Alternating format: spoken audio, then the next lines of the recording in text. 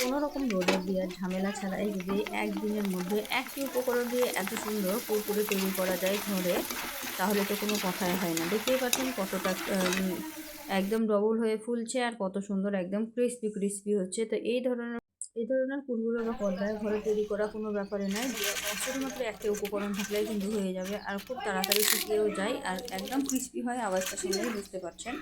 তো এই রেসিপিটা আজকে আপনাদের সঙ্গে আমি শেয়ার করতে চলে এসেছি। তো চলুন দেখে নেওয়া যাক আজকের রেসিপি। আসসালামু আলাইকুম, কেমন আছেন সবাই? আশা করি সবাই ভালো আছেন, সুস্থ আছেন। আলহামদুলিল্লাহ আমরাও খুব ভালো আছি, সুস্থ আছি। সোনালী রান্নাঘর অ্যান্ড ব্লগ চ্যানেলে আপনাদের প্রত্যেকে স্বাগত জানাই। এই রেসিপিটা তৈরি করার জন্য প্রথমেই আমি 1.5 বাটি চালের গুঁড়ি নিয়েছি আর 6 বাটি জল নিয়েছি। যেই বাটিতে আমি চালের গুঁড়িটা নিয়েছি সেই বাটিতেই কিন্তু জলটা পরিমাপ করে নিয়েছি। এই মাপটা কিন্তু ঠিক রাখতে হবে, তাহলেই কিন্তু আপনাদেরও পারফেক্ট হয়ে যাবে।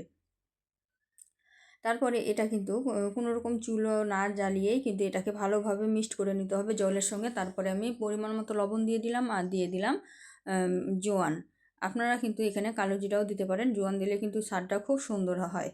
তো এখন আমি গ্যাসের উপরে দিয়ে দিয়েছি সব কিছু মিক্সড করে, আর এটাকে অনবরত নাড়াচাড়া করে আমি কিন্তু মিক্সড করে নিচ্ছি। দেখুন, কড়াইটা তৈরি করার সময় একটা কথা মাথায় রাখতে হবে, এটা কিন্তু অনবরত নাড়াচাড়া করতে হবে, একটুও কিন্তু থামা যাবে না। তা না হলে কিন্তু তলায় লেগে যাবে, তখন কিন্তু দলা পাকিয়ে যাবে, তখন কড়াইয়ে কিন্তু একটুও হবে না। তাই এই জিনিসটা আপনাদেরকে লক্ষ্য রাখতে হবে। আপনারা দেখতেই পাচ্ছেন আমি কিন্তু অনবরত নাড়াচাড়া করছি। তো এই তো দেখুন, এটা কিন্তু অনেকটা গাঢ় হয়ে গেছে। এটা কিন্তু তৈরি হতে খুব বেশি সময় লাগে না, 10 থেকে 15 মিনিট একটু নাড়াচাড়া করলে কিন্তু এটা একদম পারফেক্টভাবে হয়ে যায়। আমারটা কিন্তু 10 থেকে 12 মিনিটের মধ্যেই হয়ে গেছিলো।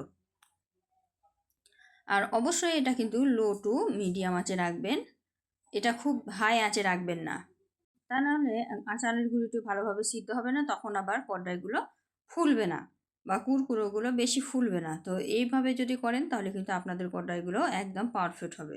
তো দেখুন অনেকটা গাঢ় হয়ে গেছে, আমি কিন্তু নাড়াচাড়া করে এটাকে একদম পারফেক্টভাবে তৈরি করে নিয়েছি আর একটুও কিন্তু থামিনি। দেখতেই পাচ্ছেন অনবরত নাড়াচাড়া করে যাচ্ছি, এভাবেই কিন্তু আপনাদেরকে অনবরত নাড়াচাড়া করতে হবে।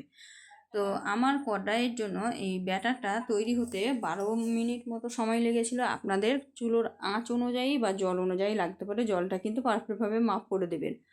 তো এটা কিন্তু আমাদের পারফেক্টভাবে হয়ে গেছে। থিকনেসটা দেখাচ্ছি দেখুন, এর থেকে বেশি ঘন করার দরকার নেই, কারণ এটা ঠান্ডা হওয়ার পরে কিন্তু আরও জমে যাবে। তো এটা নামিয়ে নিলাম, নিয়ে ঠান্ডা করে নিয়েছি সম্পূর্ণভাবে। আর এখানে কিন্তু আমি একটা আটার প্যাকেট নিয়েছি, আপনারা চাইলে লবণের প্যাকেট নিয়ে নিতে পারেন। তারপরে তলে একটু ফুটো করে দিয়েছি।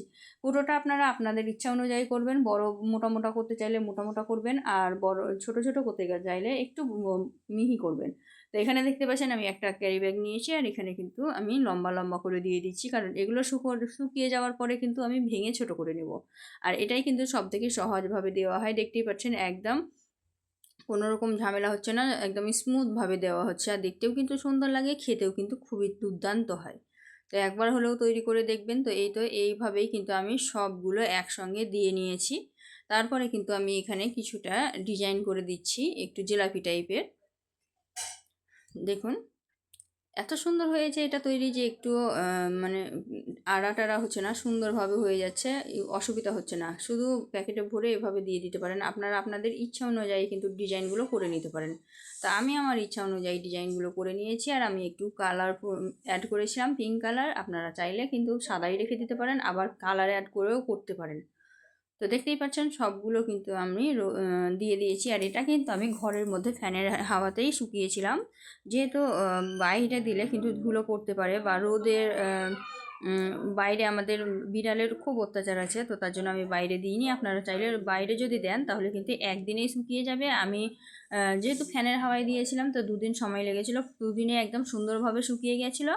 আর তারপরে আমি একটু রোদ দেখিয়েছিলাম, যেহেতু অনেকটা পরিমাণে আছে তাই স্টোর করে রাখার জন্য এখানে আমি কিছুটা পরিমাণ নিয়ে নিয়েছি। দেখতেই পাচ্ছেন কত সুন্দরভাবে শুকিয়ে গেছে। তো এগুলো এখন আমি ভেজে দেখাবো আপনাদেরকে। আর এগুলো দেখতেই পাচ্ছেন লম্বা লম্বা ছিল, আমি এগুলো ভেঙে ছোট ছোট করে নিয়েছি। এখন এগুলোকে ভাজার জন্য আমি তেল আগে থেকে একটু গরম করতে দিয়ে দিয়েছি। তারপরে কিন্তু আমি কড়াইটা দিয়ে দিলাম। দেখুন দেওয়ার সঙ্গে সঙ্গে কিন্তু একদম 2 গুণের থেকে 3 গুণ লম্বা আর ফোলা ফোলা হয়ে যাবে, সঙ্গে সঙ্গে হয়ে গেল। আর এগুলো কিন্তু খুব বেশি সময় লাগে না, ভাজতে হয়ে যায়। তো আমি ভেজে তুলে নিয়েছি, যেহেতু একা হাতে তুলছি না তার জন্য কিন্তু আমি তোলাটা আর দেখাইনি। আবারও আমি আর একবার ভেজে দেখাচ্ছি আপনাদেরকে। দেখুন আর একবার আমি দিয়ে দিলাম, আর কত সুন্দর খালি মোটা মোটা হয়ে উঠছে দেখুন।